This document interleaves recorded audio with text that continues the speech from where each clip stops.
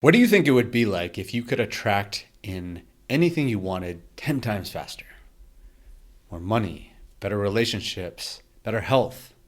What do you think life would really be like? Well, on this particular episode of the Just Grow podcast, you're in for an absolute treat. This episode is actually Just Grow Podcast Live Edition number 4. And this was actually in a live performance theater. So we were up on a stage in front of a live audience, a little over 100 people in an actual theater. It was an incredible interview. There was so much to it, and you're going to get to experience a lot of it. You obviously don't get to experience everything if you weren't there, which is why it's so important for you to get on the wait list for the Just Grow Podcast live events. We're going to be doing these a little bit more frequently coming up, so definitely get on over there. But on this particular episode, we're going to talk about how to manifest at a much quicker rate. We're going to give you 2 specific exercises to actually do that. They're both pretty cool. We had a couple guests to help us get that accomplished and show the crowd exactly what it takes. And it's just quick little techniques that can amplify things massively. So the lovely Brit Shane is our guest today. So without further ado, let's jump on in. It's a really interesting story for the few people that do know it. I was an athlete in college. I played baseball, and my sophomore year I got really into visualization, and I decided that I was just going to go all in on this, and I was doing it every night, every morning when I woke up, and really I felt so charged up by it that it became real to me. And there was this one particular game when I just saw it. I saw that I was going to hit a walk-off home run off the 7 on the scoreboard. That specific, that detailed. It was going to be the last inning, the very first pitch. I was going to be the first batter. The game unfolded exactly how I saw it. I stepped up to bat. The pitcher starts his windup. I get immediate chills down my back. And I said, game's over. I knew it. It wasn't this air of arrogance. It was a knowing. Pitcher lets go of the ball. It feels like we're in slow motion. Pop. Rockets off the bat, hits the 7 on the scoreboard. I'm rounding the bases. It was the coolest thing that I've ever done on a baseball field. But I was like, what just happened?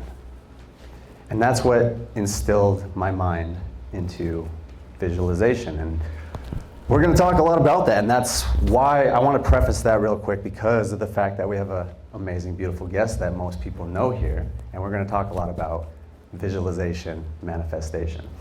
Before we do introduce the lovely Brit Shane, you guys probably got a gift when you walked in. Please do not open those yet. We have a very special surprise. McBurney even said he's really watching out. He seems like a really nice guy, but I don't know. I don't want to test this, so just saying. So, you guys ready for Brit Shane? You ready to start this party? Yeah? Okay. Let's welcome Brit Shane. Oh, hi, baby. You ready? Yeah, I'm ready. Are you ready?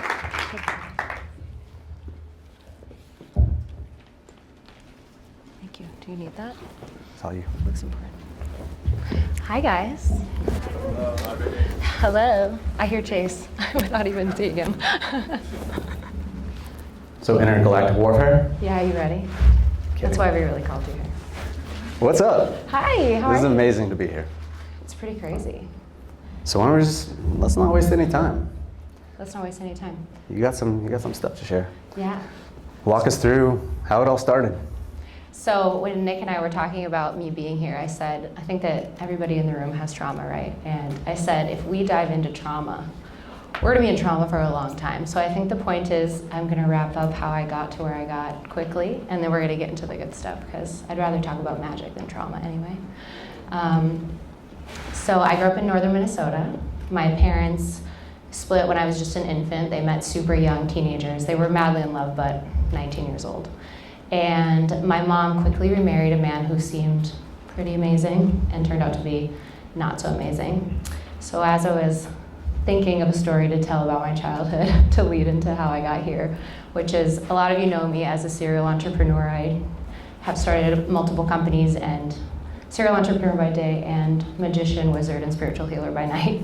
So a lot of you don't know that side of me, but I got really into healing work because of having a very bad childhood. So when I was thinking of a story to really encapsulate it, I was talking to my mom and she was saying that there's a memory of me at 8 years old, and I had run up into her bed and I was jumping and I just like had my undies on, and she said I turned and I jumped and down my back was bruises for the whole back side of my body.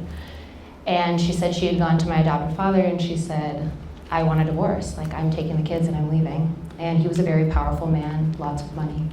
And he said, go back upstairs, divorce is not an option. So this wasn't a story that I knew until my late 20s, which is really sad because it led me to really dislike my mother, and we're very close now. So the last moment that I had it, I had just turned 18. I was in the last year of high school, my first month of high school, actually, my senior year.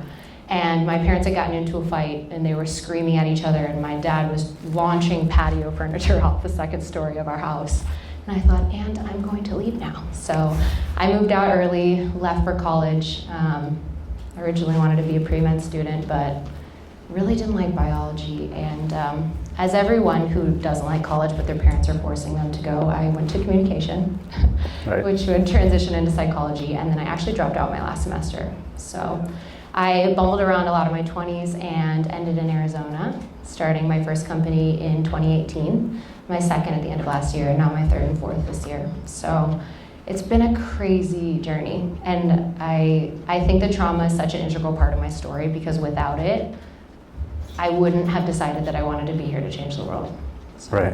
yeah. So are you grateful for it? Super. And I think that's where the healing comes, right? I'm sure a lot of people on the spiritual path, when you can look back at the worst things in your life in a neutral way, that's how you know that the work is done and you're ready to move into new layers of who you are.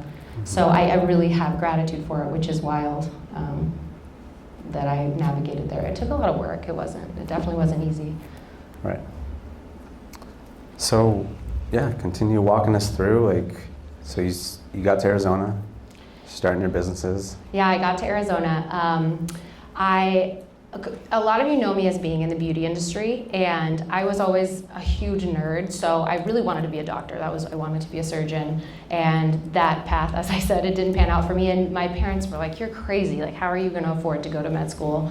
And then again, when I wanted to go get my PhD, they're like, no one's gonna pay for that, which that story will lead into the near-death experience of me, so we'll save that one for a minute. Yeah. But I got into beauty because of a story that literally is gonna shock. A lot of people in the crowd here know me personally. When I was 17-ish, around the same time all this trauma was happening, I was diagnosed with a birth defect called Pierre-Robin syndrome. And what Pierre-Robin syndrome is, if you Google it, is basically where one side of your face deteriorates. And so I got extremely into makeup because with Pierre-Robin syndrome, they can't operate on you until it has stopped, which is usually I had surgery at 24. So the entire right side of my face that you guys all know is completely fake. So my cheek, my entire jaw, my chin, and then multiple 5-ish syringes of filler. So I would always make the joke to my injectionist, I'm like, I just want to come here for lips and like everyone else, not like a cheek, you know? So it's been a crazy journey because I really had to learn the value of the internal state. And I don't think a lot of people would ever guess that, but that was a really hard journey for me, and finding a surgeon that would operate on me, and I looked incredibly disfigured for like 6 months as it healed. So that's what led me to beauty, because I learned makeup, and that was my safe space, as I would just do makeup and go into that zone, and then now gravitating out into just traditional business. How was that with the 6 months of recovery? How did you feel? Yeah, it was crazy. My face was incredibly swollen on the right side, just because like the bones and everything had to completely be reconstructed. But I have a lovely stepdad now, and he's been married to my mom for the better part of a decade, and he's always joking because the universe keeps providing me lessons to work on internal beauty, which that's a huge one. And then there's so many lessons in my life that point back to taking it inward and reminding me that that's what's important. And we went to the jungle, some people and I in this room, and they lost my luggage on the way there. So the whole time I had nothing, right? I'm like the beauty professional, have nothing, can't even brush my hair. And my stepdad goes, well, good thing you're here to work on your personality. So it's a freaking lesson. The universe is like, this is not it, it's more than that. And I think it's led me to impact thousands and thousands of women in my business, because we all deserve to feel beautiful, we all deserve to be abundant and rich. But it's so much more than that. And like our value as women, of course, like it's okay to be beautiful and it's okay to be striking and enter a room and command attention, but it has to be more than just that. And I don't know that if I had never literally looked in the mirror and hated myself for so long, if I would be able to have developed that facet of my personality, if that makes sense. So what if you're saying it's all about self-love and really loving yourself, what would you say to somebody that is struggling with that? With self-love? Mm-hmm.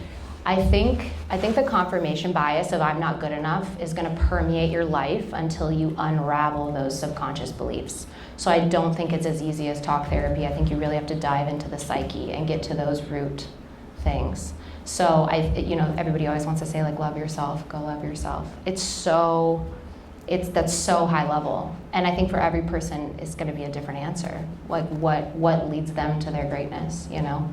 And I think in this room, we're in a room full of, I can't see any of you, but I know there's amazing people here, because that's why you're all our friends. And we've all learned that, maybe more than the general public, but I think that that's what we are all gravitating together to do. You, me, all of our friends, is like, we're supposed to be that 1%. We're supposed to be the light, and we're supposed to figure out the ways, use our money, use our power, to figure out the way to change the world, because we all have a platform to do so. And who gets to say that? Like, not many people get to say that. I can wake up today and post a video that changes maybe at least 1,000 people's lives, maybe even 10. Like, who cares? Change 10 lives. Right. And that's what I think about with this podcast, and that's a big reason why I started. And we've talked about this a lot, is the goal always is right here, the conversation. Yeah. It's amazing we have incredible people here. But it's like, I know it sounds cliche, but I always say cliches are true because they stand the test of time. Yeah. But like, be the change you want to see in the world. One conversation can massively impact somebody. Yeah. One conversation you listen to, one conversation you have. This podcast became a thing because of one conversation that I had. And now look. Yeah. And so you can't ever discount that power of one. I know, shout out Joey and Dylan, always talk about that. So Yeah. the power of one. Yeah, absolutely. And I think too, you impact that person, and then their electromagnetic field grows, and not to use a scientific term, but all the gross stuff starts to leave their frequency, their field. And then they are energetic. I always say too, I learned Reiki a decade ago, and now, I've advanced into other kinds of energy healing, but I always say that I'm healing with my mouth shut, because that's what I decided to do. And so I think a lot of people, they use their mouth, they use their money, but it's so much more than that. It's working on your internal state, getting quiet, connecting to that vibration. If you just close your eyes, and we're going to do a little activity in a little bit that's going to shift everybody in the room, but that vibration, that feeling we had back there when we were just getting ready to come out here, that's it. And harnessing that and then spreading that, even if you don't say anything, walking through the world with that, it energetically impacts every single person that you pass. And that's an alone job, that's an inside job. Yeah, it's, from the video, as I mentioned, it's answers come to you when you really quiet the mind. Mm-hmm. And I used to think that this is woo-woo meditation stuff, but when they start explaining the science behind it, that's when it really shifted for me, because I'm like, how do I not believe this when it's scientifically proven that we're all energy, which is still crazy to me. Like, how's this energy? But totally. Like, we were even having a conversation today, is like, this goes much more deeper into it, but like, we're all atoms, and if no atoms are actually touching, are we actually even touching each other? Did I actually punch you in the face? Like, so. Yeah. In this reality, not right. in the multiverse, maybe, but. Right. So yeah, walk us through kind of maybe a little. I want to hear a little bit more about your story, about how you got your rise into business success. Yeah. So me starting my first company was actually an accident. we had talked about, I actually got fired, which is crazy, in the very first week of 2018. And a month before, someone in my family had gotten sick, and so when I moved here, following the accident that I'm going to tell you guys about, I had taken this job at a very small beauty company, which grew to be a very large beauty company. I was one of the first employees hired. And towards the end of that career, I was absolutely killing it, but I just felt really called to go home. So I started secretly shipping salon supplies to my mom's house. And I went to my boss at the time, and I basically told her, someone in my family is sick, I'm gonna move back to Minnesota. I really, until I met all of you amazing people, I felt very alone here. Very alone, because it's really trendy to be spiritual now. Like, I used to say that I was a healer, and people, they thought that I had lost my mind, and I was very intuitive a lot of my life. So you guys are lucky that if you're in your 20s and you get to do that and not be a weirdo. But I had told her that I was going to leave. She played it off like it was cool, and I just had a feeling. I was like, this is not good. I shouldn't have told her. I should have just waited, because I had 3 months left on a lease here. And so January 2018 comes. I remember being out on New Year's, and I just felt this overwhelming voice, you're going to be fine. Like, I just knew. You just know things. It was just one of those pivotal moments. So I did get fired on January 8th, 2018. And she was not nice, and is still not nice. And Curious, have you talked to her since? No, and I hesitated how much to share, because I did sign an NDA working there, and there's a reason for that she makes her employees do that. And I always said, I was like, I'm a nobody now, but I know that one day the way you treat people is going to backfire, and it has. And so I moved forward, and karma has handled her. But I saw her in public once. Within 6 months of me starting my company, which I'll get to how, I was nominated for Best of Arizona. This was 4 years ago now. And my original career was, now I mostly have a tattoo academy and beauty academy, but at the time I was really known for microblading, and I had a lot of terminally ill patients. I would mimic the look of real hair. So my business was pretty booming, and so I immediately was nominated for Best of Arizona, and I saw her in a bar, and one of my employees was with me, and she said, if you win this, you don't actually win this, because I made you. And I remember this fire, honestly, thank you to her, because again, we talk about trauma. When I think back on her, I think, God, you were such a good lesson to me. And to be honest, I was a very strong-willed employee. As a lot of you know me now, I'm sure I was very annoying as an employee. So I can also see from her side of view, she'd look at me, she'd be like, okay, Buddha, enough, quit telling me how to do things, And I'd be like, you should just be grateful that you have da-da-da. And she'd be like, you're so annoying right now. So anyways, I got fired, and I cried for 48 hours, because I think I had just under 3K in my bank account, and then on February 1st, my rent, which I want to say was $1,000 or $1,100, was going to come out. And I was like, I'm screwed. What am I going to do? And kept crying, called my mom. She's like, you'll figure it out, you always do. And about 48 hours in, my phone started blowing up, and all of my clients had started to find out that I had left. And they knew that I had built the company, so they were like, what is happening? Why aren't you there? And so I think at this point, had spent, I want to give accurate statistics, but we'll say it was under 3K. After my rent, I had to be sitting around $1,500. And I was sitting in a Dutch Bros parking lot, and I was just praying. I was like, oh, universe, what do I do? And in my mirror, I saw something called Salon Boutique, which now is in Arcadia at 32nd, an Indian school. And I thought, I don't know, I felt compelled, so I went home. I put a top bun on, a really pretty outfit, and I walked in there, and I was like, hi, I'm looking for a beauty space to rent. No clients, no money, no idea how I was gonna pull it off, but I prayed like crazy. And I really focused on every person entering, just obsessing over them and what they needed from me. And by the grace of God, within a couple months, I had an influencer come in, and the moment she posted me, it was like windfall. And we outgrew that space within the first 6 months. I moved into my now location at the end of the year. We hit 6 figures within a very short period of time, and then just blew up from there, which is what led us to have the conversation about money not mattering.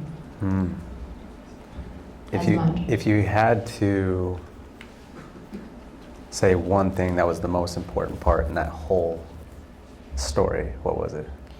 I built an entire business on ego.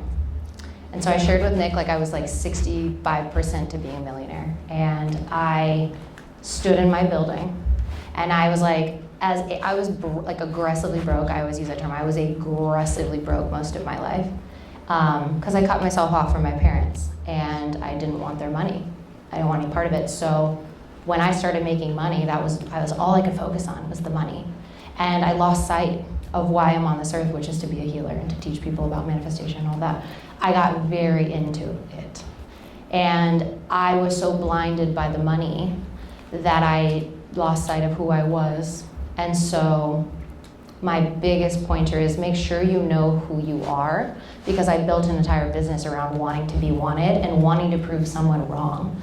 I didn't open those doors. I opened those doors out of necessity to feed myself and to show someone that I could do it. And I can sit here and honestly say that now, but at the time I couldn't have ever known that I was operating on an unconscious thought pattern that was leading me to just like grind. Like I wasn't celebrating holidays, it was insane.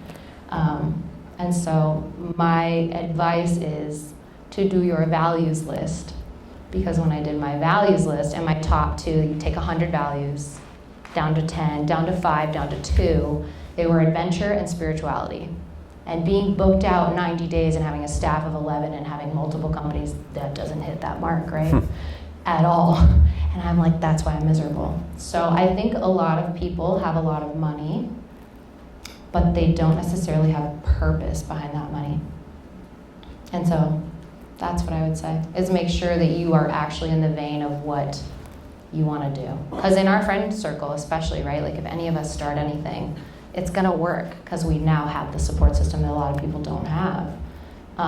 So make sure it's why you're on this earth. That's my advice. And how do you find those values? I think they shift a lot.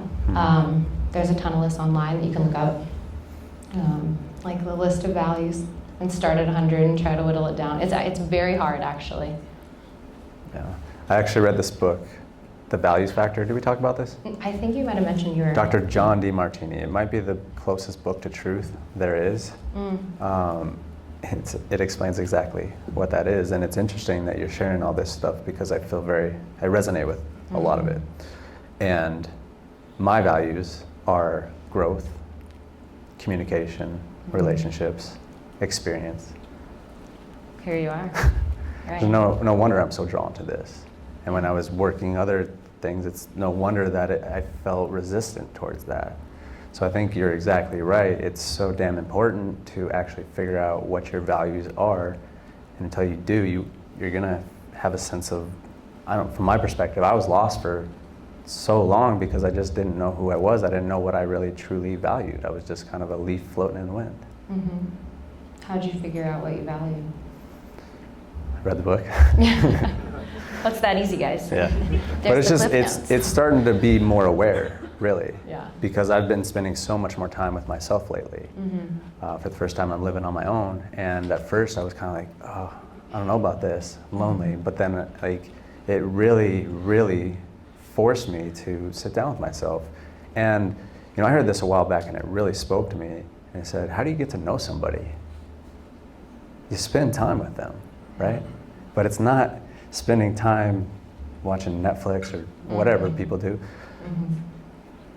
It's sitting there with yourself, being there, journaling. Like journaling has changed the game. I used to think, oh, journaling, whatever. But it's like, you really sit and you continue to ask those deeper questions, why? Why? And get to the heart of the matter. And it's paid dividends, for sure. But it's also, like I said, just becoming very aware of like what's going on in your life. Because your life doesn't lie. Your life is a direct reflection of your values. Of your belief systems. So true. Right. Being able to turn off Netflix, not scroll through Instagram, not watch stories, like that is easier said than done. That is incredibly divine, evolved masculine energy. Because there is so much pressure on men in society to perform and, function at a level that you almost, if you feel any sort of misalignment with what of your purpose, like you're not fulfilling your purpose totally, those things become almost like a soothing mechanism that then become an addiction. I learned that TikTok was actually built like a gambling system. That's how the app is designed, which is disgusting and so true. Like you get stuck in there. So Yeah, it's scary. That's a whole nother conversation. yeah, that's a whole other. Conspiracy theories going on. So yeah, walk us through, like, what are you doing to help people find themselves and help their businesses? What really lights you up in that realm? Yeah, so I've always had this uncanny ability, which sounds a little crazy, and I'm sure a lot of you are my friends and probably have it. I can sense misalignment within people, and therefore I know who to work with and who to stay away from. And one of the things that I've noticed in my life is a lot of the people that have the power, that have the money, that have the Instagrams, they're not necessarily good people. And they make you uncomfortable if you really feel how you feel when you're in their presence. And one of the other things I correlated in doing business consulting is a lot of the people that you want to own the world, they find the things they have to do for business to be bad. So because I grew up in the darker sides of human consciousness and really understand it, I've learned how to kind of manipulate energy towards what is best for people. And a lot of times really good people, I'm sure you can say this about yourself, I know I can say this about myself, it's kind of uncomfortable when you're figuring out who you are. It's kind of uncomfortable to think about being a millionaire. It's uncomfortable to think about 100,000 people watching you eat a muffin. You know, you're like, why do you want to watch me eat a muffin? I don't know. But it's ridiculous. Hold on, have you had, what's this muffin Dude, stuff? people like come to my building, they're like, how's your cat? Oh my God, you got a new car? Like, I love those shoes you post last week. I'm like, this shit's weird. Like, I don't know this person, and I'm like a nobody, so I don't. Yeah, if you have 1 million followers, we definitely want to see you eat a muffin, for sure. But one of the things that my first business is actually for sale right now, and I have brought dozens of products to market through Space, which a lot of you probably know me through. I'm obsessed with products. I'm obsessed with like branding. One of the things I love doing is like 7-figure branding, taking something that's absolutely ordinary and making it cool. So I want to find people that I gravitate towards that I think are wonderful and help them build a foundation for a 6- and 7-figure business, because I genuinely believe that sometimes every person, my new company is called Portal, and every time I've told someone, it's basically an incubator for early stage business development. Every person has said, I had this idea, but either I don't think I can do it, or I had no idea where to start. And then my manic ass, like 82, like if you were to, you've probably witnessed it, like you tell me your idea and it just is a flow, and I say, okay, just hold on. I'm just gonna like tell you everything that I'm hearing and feeling, and then we're gonna break it down. So it's kind of like taking all of these ideas and streamlining it. And I always made the joke in my business, and my employees will laugh at this, that like I can build 7-figure businesses all day, but I will forget to pay SRP. And there will be no gloves. Like, I can't tell you the amount of times it's like, Brittany, we need gloves. Like, this is a thing. Like, we tattoo. And I'm like, oh shoot, I have gloves. So that is consistency, and consistency is part of being rich also, right? So I've kind of just hijacked the system, decided what part of the business I'm good at, and I want to just double down on that. And the people who don't have that branding, you know, the branding genius or the ideas, they're the people that are consistent. Like, you will have gloves and the lights will stay on. So I'm kind of just, that's kind of why I want to do it. I love like tapping into potential that people haven't like recognized yet or witnessed yet. I heard one of my friends say that. He's like, I'm obsessed with untapped potential. I was like, yes. And I think we all are. You probably can say the same. So I just want to walk around and just light people on fire. Like, here's your business. I gotta go to Fiji now, or like wherever I'm going. But yeah, so I just want the right people to have the money. So you're a potential tapper. Yeah, it's really bad for dating. That's why I was saying, Tinder profile. Ooh, project. Ooh. Tell me about all your mommy wounds. Oh man. Is that too much? That's too much. I forgot this wasn't stand-up comedy. I'll go back in. There's people out here. There's people. It's not I just forgot. I can't see them. I think they're out there. Yeah, they're there. Are you guys there? So what do you think? Do you want to do some demonstrations? Yeah. Do you want me to talk about how I almost died yet? That's probably a good idea. Should we do that one first? Yeah. I know. Can you imagine? I just don't tell anyone.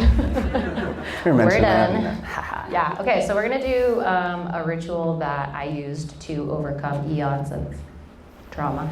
And I was telling Nick too, like if I quit doing some of these things, even though I have a pretty successful life, I can still see the effects in my life when I stop doing rituals. So that's why I'm so in love with manifestation rituals, because we had kind of talked about that. Like I sleep to tell, like if I notice anything's going on weird in my life, I will sleep to subliminal reprogramming. And I still notice it, and it's rewiring those neural pathways. And just to clarify, because like this is something that you said to me, is you'll just be falling asleep to subliminal programming, and I asked you, because I'm very conscious of this, is how does that affect your sleep? Terrible. But not for me, no. What was your response to that? I said that I dated someone who once said, he's like, I hate when you do that. My brain feels full when I wake up. And I'm like, yeah, but my bank account's full when I wake up. So it doesn't bother me at all, but yeah, I think it could probably be obnoxious for some people, but I like it. Well, I think you even said it's like being broke is bad for you too. Oh, I did? Yeah, like that sounds like me. Yeah, being broke is also bad for you. Be sleepy. Yeah, so walk us through the near-death experience. Yeah, so he asked how many people had had a near-death experience, and he said half of you, which is amazing. Yeah, how many people did raise their hand? We can't see anything. I can see a little bit. There's a lot of people. I'd say it's about half the crowd. I also wanted to know too, like how many people in here do energy healing or any sort of healer, doctor? Is that a lot of you? Did all of you have an easy life? Or was it really hard? I don't feel like I've ever met a super profound healer that's like, yeah, it was great. My life was great. Just kush. Super good. Because why would you ever be called to lead if you had this amazing life? I don't know. And that goes back to the whole conversation of like being so grateful for your trauma, and it comes in all different shapes and sizes and intensities. Mm-hmm. But I sometimes think about like, well, why is this so hard? Why did I have to go through this? Well, why me? But it's like, it's for you. Everything's for you. Yeah. And when you really get to the root of things, any weakness can be turned into a strength. Absolutely. I think, for me, even to a degree, like communication was a weakness for me for a while. And I'm like, okay, well, I want to shift that. I want to turn it into a strength. So it all comes down to your perspective on how you want to handle things. Because everyone has trauma. Everyone's gone through stuff, but it's how do you want to handle that? How do you want to look at things? Yeah, it's a beautiful gift too, because I think if you have trauma, you become relatable. So when you have that person who their life appears perfect, and that's okay. Like, it's great to navigate past your trauma and have a beautiful marriage and have a beautiful life and have all of the things you want. That's the goal. Like, let's all shoot for that. But you also, when your kids go through their first heartbreak and you remember yours, or if you lose your spouse, you have such a different viewpoint on the world, and you're so much able to be such a more impactful healer. And you don't need to say, oh, well, let me tell you about mine. You say, I feel you. I know your pain. I can feel your pain. And I think that is what creates a healer in my mind, is someone who can sit with your pain and hold your pain with you as you process through it. Yeah, because it's not even about anything that you say. It's just like, how do you make that person feel in the moment? Mm-hmm. There's one other thing I was thinking about as you were talking about that. Yeah, dive into your story. Okay, so I probably wouldn't have a life anywhere near what I have now. I told you I was in school to be a psychologist, so I was nearing the end of that journey. And towards the end of my last year of college, I realized that in order to really make money, you have to get a PhD. So at the time, I was living here, I was in a super new relationship, and I was in my mid-20s, probably about 25 or 26. And I realized there was this program in Denver that if I were to enroll my last semester, my fourth year of college, then I could kind of circumvent the system and get into the PhD program earlier. So I convinced my brand new boyfriend to move with me, which is very me. We pulling out those influence triggers. Totally. Now I'm using it for good, you know. No, I loved him very much. We were like very close, and so he moved with me. We lived there for a very short period of time, probably just like a couple weeks, and we flew home to Minnesota for a vacation. And on the last day of our vacation, my dad had just gotten a new boat, and yes, my abusive dad, but he wasn't there. We were just like using the boat, so no one was there. It was this big house and just us on vacation. And we went out on the lake, and my boyfriend and I were drinking, and my brother was actually our DD. So the last part of the trip, and we hadn't had that much to drink, like I'd probably had about 3 drinks, but you know, enough. And at the very last part, we actually had to catch a flight back to Minneapolis to fly back to Denver. And I just begged him, I was like, please, please, please, can I swim just for like another hour, please? And so he's like, okay. And my brother had to go. So my boyfriend ended up driving the boat. But we were 100 yards. I'm terrible at sports. How far is 100 yards? I don't know. Twice the distance to the back of the wall back there from my dock. So we're out there, and he's driving around, and I kept standing at the front, and he'd be like, Brittany, sit down. Like, he kept telling me, like, sit down. And we take a break, and he's back there talking to one of my friends, and he was telling her, he's like, we're gonna be married here next summer. And I was just on this high, you know, you just have those days where you're just like my energy was on this day was so high vibrational, which makes the next part crazy, because that's why I think I always knew that it was a blessing. And I was just in such an elated state, right? And so he's like, all right, Britt, we gotta go catch our flight. So he starts driving, and I walk to the front of the boat, and I just remember, like, I was just looking out of the glass water, and I just put my arms out, and I was like, thank you, universe, for all of my blessings. Oh, I have chills as I say this. Thank you for all of my divine blessings. Please put me on my divine path. And as I said that, I flipped forward, and I went head first underneath the boat and through the propeller. And I had been joking all day that I was gonna jump off. So when the boat went over me and I popped my head up, I could hear them laughing. It was my boyfriend and my best friend. And they were laughing, and I looked down, and I just see blood everywhere. And like my leg floats to the surface, which a lot of you have probably never noticed. My whole left side of my body is covered in scars, like big ones. And my leg floats, and I can see, like, it's like a foot long. I can see all the way into my leg. I can see all the way into my calf, my shoulder, my arm is cut in half, my wrist is cut in half, my bicep's cut in half. And I just start screaming. And I can't feel the left side of my body. My arm was actually broken, which was the only thing I could feel, but everything else was so deep. I don't know if any of you had an injury like that. You go into shock. And so I'm like trying to swim with the right side of my body, and then I just go under the water.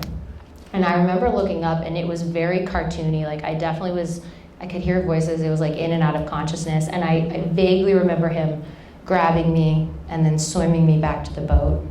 And thank God, my friend that was on the boat actually works in the medical field. So she just starts wrapping my limbs, and he's like rocking me, like screaming, like, cause I had reconstructive surgery, so it looks really pretty now, but it was pretty nasty then. And at that exact moment, my friend Nick had walked down the dock, and I was like, Nick, we have to call an ambulance. Like, you have to say you were driving. And Nick's like, yeah, I got you. I was like, he's gonna go to jail. Like, he will go to jail. And so the ambulance came, they took me away. I hear later the story that my boyfriend says when he got to the cops and they were like, who's driving? He said, everything inside of me said that I had to say that it was me. So, like a movie, we roll into the ER. My mom is an ER nurse, and she's like, oh my God, like, what's going on? And I go in, like, they didn't know if they were gonna save the arm, the leg. It was pretty bad, and I remember, like, as they rolled me in, my mom leans down and she was like, showing me my boyfriend, she's like, he's been arrested, he's in jail. And that was the last thing that I remembered as I went under. So they charged him with homicide, like attempted homicide, with a DUI, which was a felony. We got stuck in Minnesota for the entire summer. But the cool part of the story is he got out fine. We had good lawyers, we couldn't leave, but the cool part of the story was after my surgery, the doctor came in, and he's like, I was standing, and he goes, can you lay down? Like, what are you, like, you're not supposed to be standing. And I'm like, I feel okay. He's like, no, he's like, lay down. And he goes, ma'am, I just want you to know that we see this a lot, and when we do, people do not live from this. And when they live, they lose limbs. And the one on my shoulder was extremely close to my neck and my face.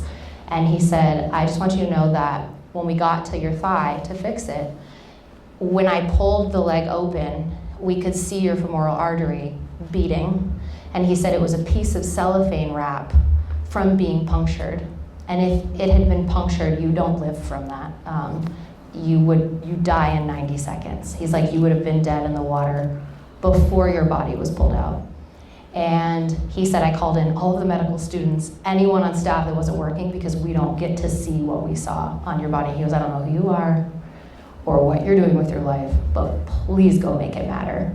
And I just remember in that moment, it was kind of like a doubt. I was like, okay, I need to move to California. Like, I just felt the energy, as you know, probably with this podcast, like when you're guided divinely like that, it wasn't words, it was just a knowing. And the crazy part is the night before, my brother, being the daredevil that he is, was whipping around in the boat, and we hit something incredibly hard. And he pulled the propeller up, it's called a prop, he pulled the prop up and he goes, oh my God, Dad's gonna fucking kill me. And it had shaved off the edge of the propeller. And the doctor had said if you were a millimeter skinnier, or that prop was a millimeter bigger, you would be dead. So it's like, oh, I have chills again. It was such a crazy moment, and I don't still think that I fully, even preparing to tell it, I haven't really told many people that story. I don't really think I realized the impact of it until years later, revisiting how lucky that I am to be here. Wow. Can we give it up for that?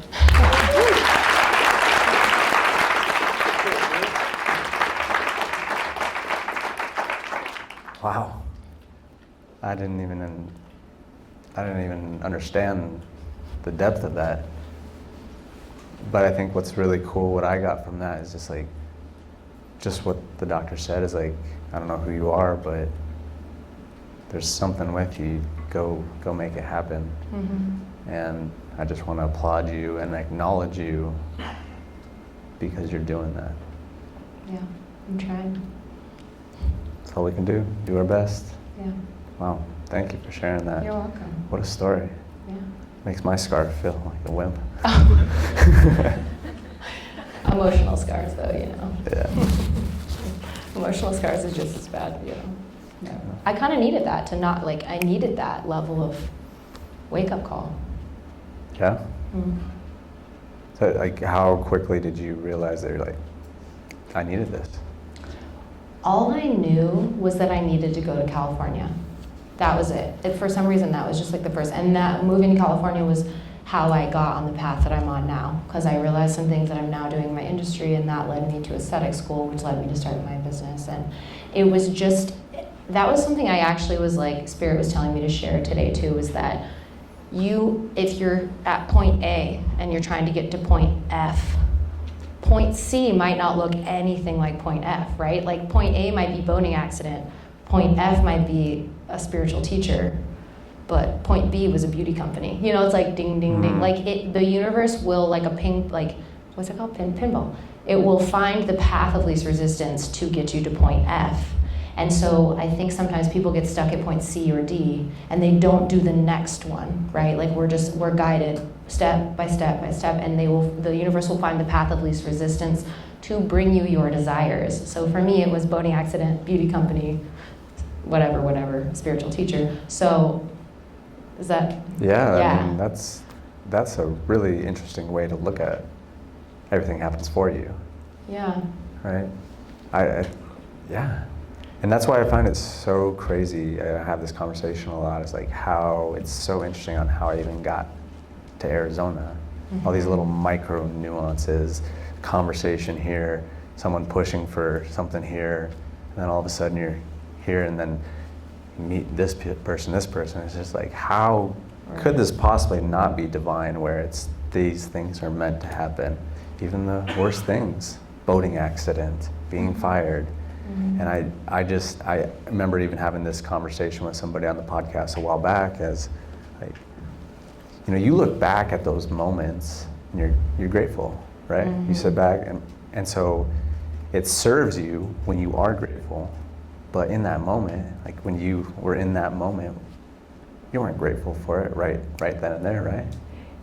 Not necessarily grateful, but like I said, I mean, that I manifested so hard in that moment, which is what we call a quantum leap or a quantum jump. I literally instantly moved into a new reality, which is the power of what I'm going to teach you guys today, the activity. But I always say to anybody that I do spiritual coaching for, I say, if you're praying daily and you're asking daily and bad things are happening, trust that that's what's supposed to be happening. And I think that is what that taught me. From the outside, it looked horrendous. My boyfriend got arrested. We couldn't leave the state. He almost went to jail. Like, if I would have died, he would have spent his life in prison. But it was a wake-up call instead. And so I always say that, like, but if you're not praying and if you're not asking, the universe is literally just waiting for you to decide what you want next. So ask. And you talked about, like, I was trying to figure out how to explain quantum physics in a way that wouldn't make everyone's brain hurt today. And I ran it by my makeup artist, and it was like a hard no. So she was like, no, like, no, you're gonna make everyone's brain hurt. But you talk about particles, right? And everything, one of the easiest ways, like, everything in this room is made of subatomic particles. You decide what those become. So there's something called collapsing the wave function if you want to go research it. And when you collapse the wave function, things move into being. So we truly are creating our reality with every thought that we think. And we have some cool things to share with you too along those lines as well. But yeah, the particles don't behave unless you look at them, which is what scientists have learned. Like, you have to give them your attention for them to do anything at all. They're just waiting. And there's a reality in which you are a different version that you can align to. Just like if I had a radio here. If I turned the radio in this room to 98.3, it would play 98.3, 101.5, it would play 101.5. That's kind of how our bodies are. There's no radio, but the waves are here. It's all here. And I think Joe Dispenza's a good one for this. Like, if people are trying to, if you want to learn about the wave function. But yeah. Yeah, Dispenza's is good. Yeah, it kind of makes your brain hurt sometimes. You're like, yeah, but it is real and it does work. Yeah. Should we show them how it Yeah, works? we should. So I'm going to teach you guys how to do a quantum leap or a quantum jump. It's basically where you find a doppelganger version of yourself that is experiencing everything that you want. So, you ready? Are you going to do it or are you going to help? Okay. Let's do it. Okay, so I need everybody to close their eyes for this to work.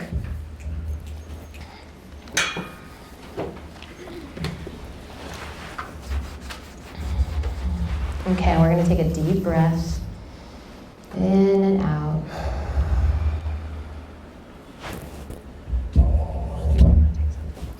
Take another deep breath in. And this time when you breathe in, I want you to imagine that you're pulling light from above your head, from a source far beyond what you can see. So as you breathe in, that light's going to breathe into your body.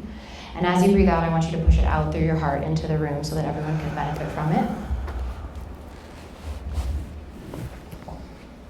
Do it again. Right now, I want you to pay attention. As you breathe and as you pull light through your body, you will feel a tingle in your body. That is the magic. That is what you want to hone in on. That is your gift to this earth and for this earth.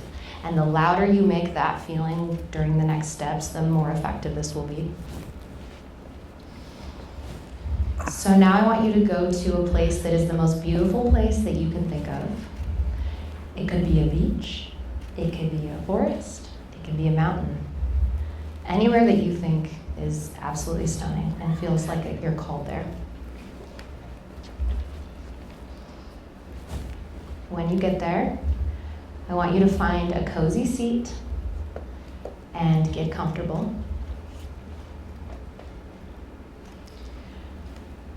And when you're comfortable, I want you to look it with your energy eyes, not with your actual eyes, but with your energy eyes, and I want you to see a very large TV screen in front of you in this visualization. You notice that this TV screen is not in color, it's in black and white.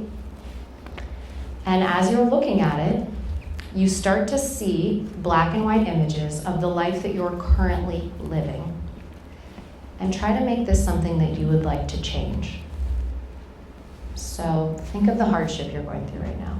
Think of something that if it changed next week, you'd be very happy. Think of the pain. Think of the anxiety or the struggle, anything. And I want you to sit with that. And now, I want you to imagine that the screen changes to a vision of you in a new version of yourself. What are you doing?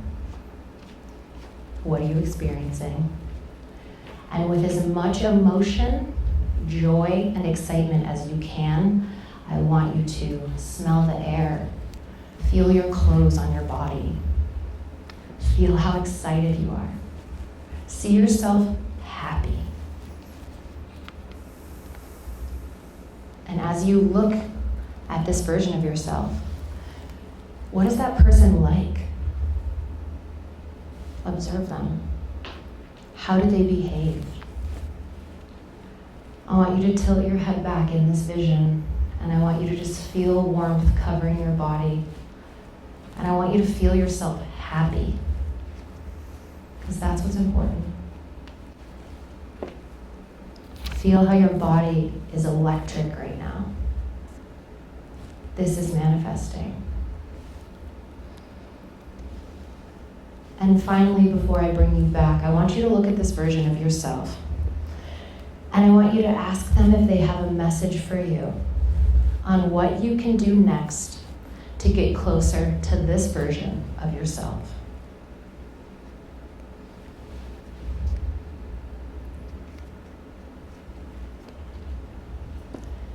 Ask them if they have any final messages for you that you might need to know.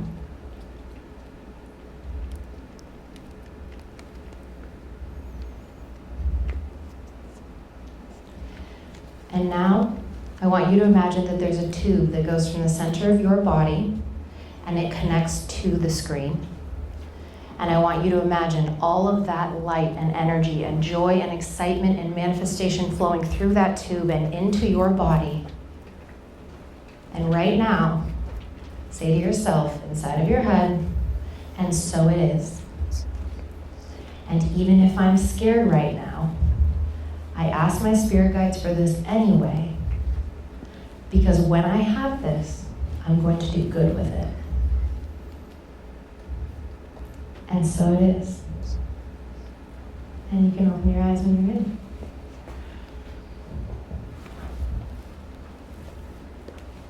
Welcome back.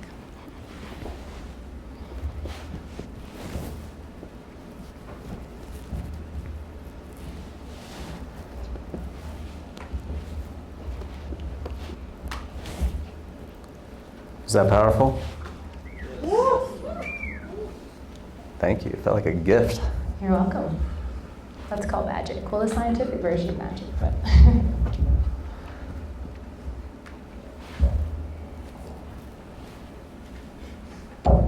What is something that happened, just to give a little bit more context to that, like after you started implementing these type of practices, or what were some of those immediate shifts? To put it lightly, like what this does, besides setting a super powerful intention in a quantum realm and collapsing the wave function to move you towards your life that you want, which is a bunch of science, but it's priming your energy field to be ready to receive that level. A lot of us don't feel comfortable being truly loved.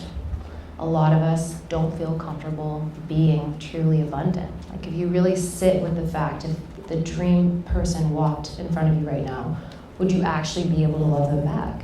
If you went home and you had $18 million in your bank account, like that would probably make most people wildly uncomfortable. And that's a conversation called a money ceiling, which is a whole other abundance technique. But I would say the biggest thing it did is it made me believe in myself.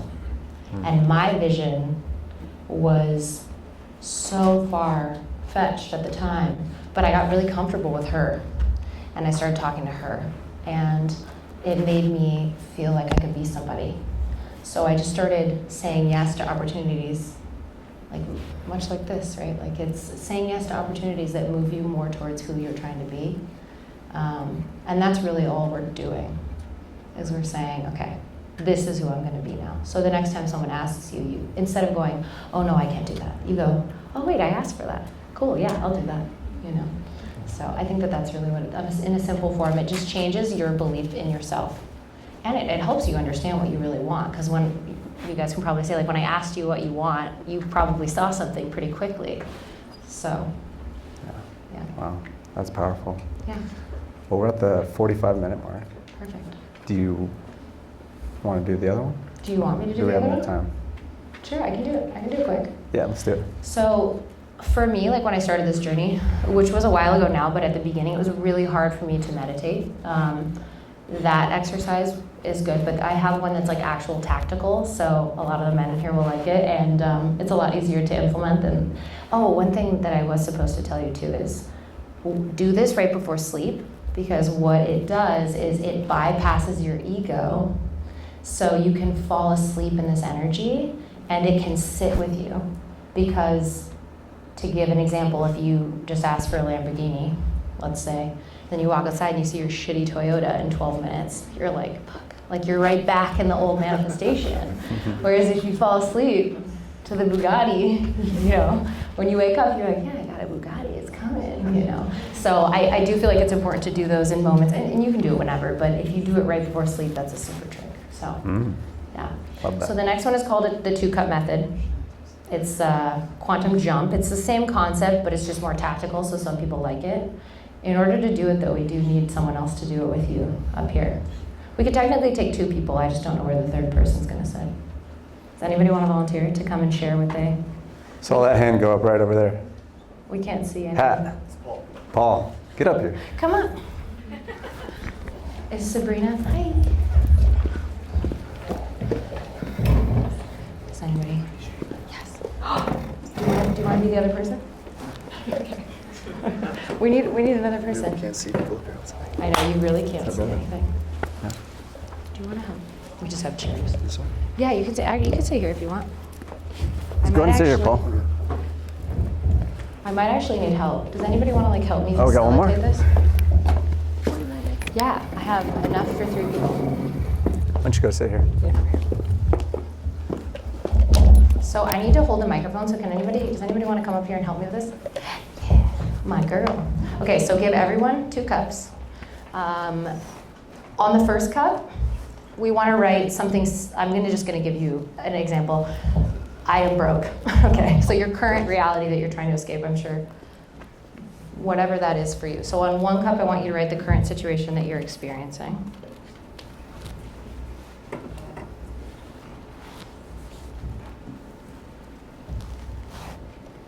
Do you have one? Where's yours? I didn't get one. You're not doing it? Okay, cool. And then on the future cup, something that you want to shift into. So I have enough money for all the things I want and need.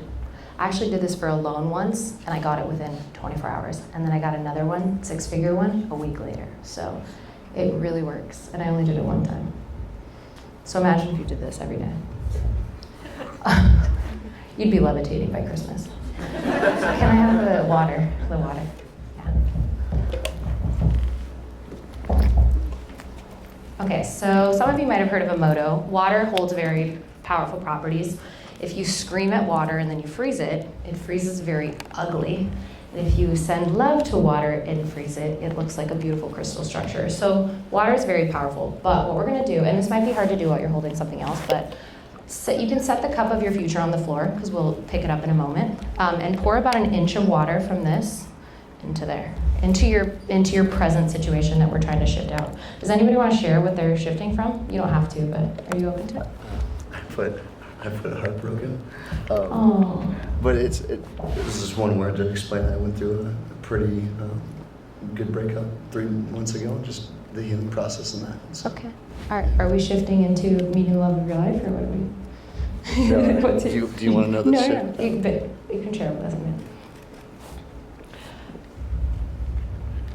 He's like, do you want to know the end of the story already? Yes. Yes. Okay, so we'll keep this brief because Nick and I have something really cool to share with you guys, but I think this is a really easy, quick way. It bypasses a lot of the stuff that you might experience meditating. So hold the cup with as much energy as you can, just like we did in the visualization. Imagine your current situation and imagine the unhappiness you're experiencing being within it.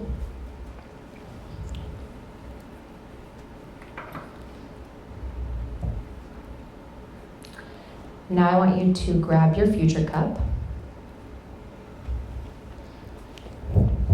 And just like we did in the visualization, I want you to close your eyes and I want you to start with as much energy and intention and joy and excitement as you possibly can muster. Imagine your future energy that you wrote on the cup.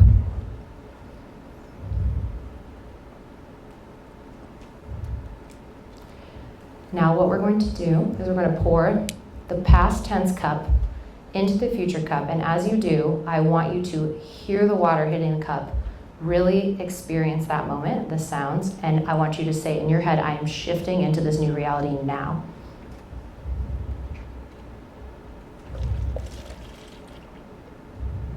And I'll take your past cup. We'll burn it, just kidding. Okay, so now again, hold the cup, and I want you to send as much happy energy, positive energy, excitement, and joy to that cup as you possibly can. And now you say, I shift to this reality now in your head. And I want you to drink it.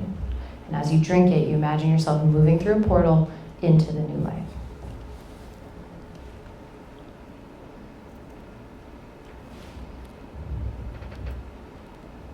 And so it is. It's literally that easy. It seems too good to be true, but it really, really works. So that's called the 2-cup method, quantum jump.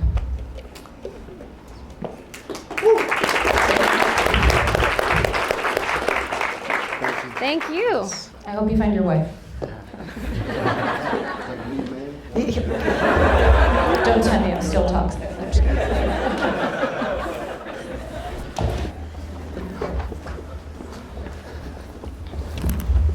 All right. That was amazing. Thank you. Yeah, thank you.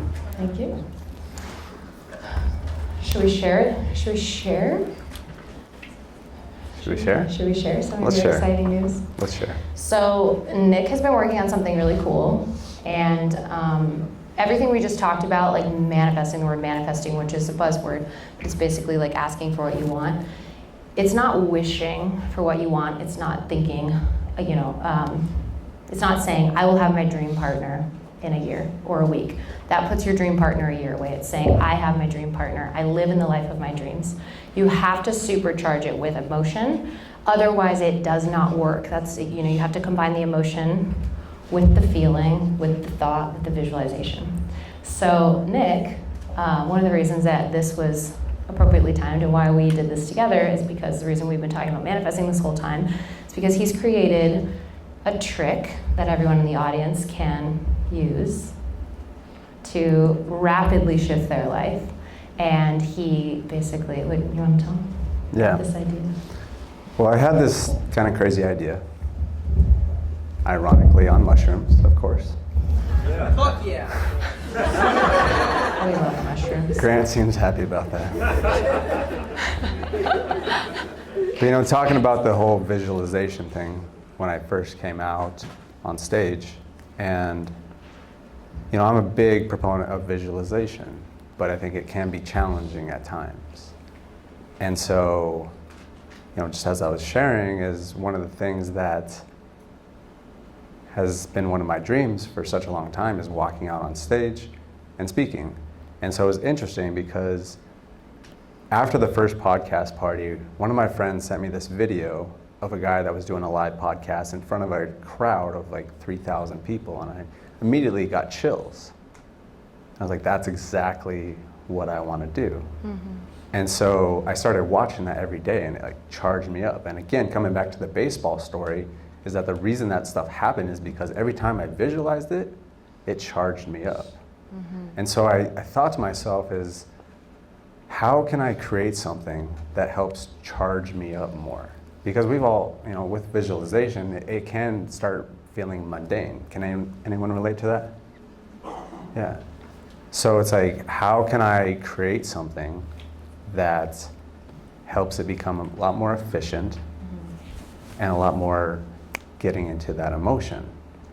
And so basically I took the whole concept of a vision board but turned it to life. And so for the past few months, I've been watching this vision video every single morning I wake up. And I felt called to share it with all you guys. Would you guys like to see it? All right, can we play it? Alrighty, ladies and gentlemen, thank you so much for listening and watching this episode of the Just Grow podcast. If you have not already, make sure and leave a comment down below or a review over on iTunes, wherever you are viewing, watching, listening to this. We would really appreciate it. So this event and episode was really special because obviously we changed venues, things shifted, and we're going to continue to elevate this more and more. And the big thing about this is the community aspects. We really want you to get to the next event because they're really, really special. You ask anyone that's in attendance, it's definitely a special time. So make sure you get to the next one. Go to justgrowpodcast.com. And that's about it. Thank you for listening to this episode on manifestation, how to do it quicker. Make sure and go implement the cup technique because that changes the game drastically. All right, ladies and gentlemen, thanks so much for listening, and we will talk to you on the next one.